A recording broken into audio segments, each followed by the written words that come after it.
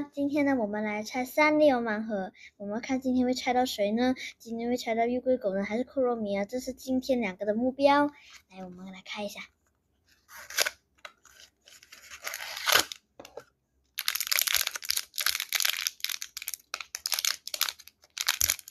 好的，那么我们又有一个这样的书呢，这次我们不用剪开，直接拿开看可以不可以？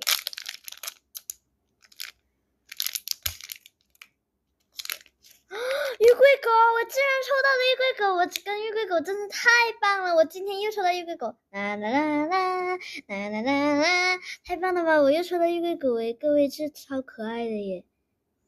一股圆粒粒，太可爱了吧！可以上次这个盲盒一起作伴，我们来看一下上次这个盲盒，我把它收在里面了。